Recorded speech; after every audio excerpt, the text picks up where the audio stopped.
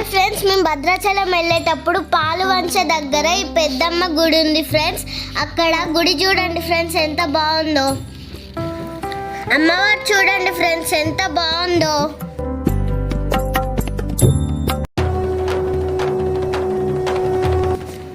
Friends ఇది అమ్మవారి జన్మస్థలం అంట, ఒకసారి చూడండి. సూర్యున్నే బొట్టుగా పెట్టినవు, బళ్ళాన్నే చేతిల పట్టినవు, మహమారి తలలే నరికినవు పెద్దమ్మ.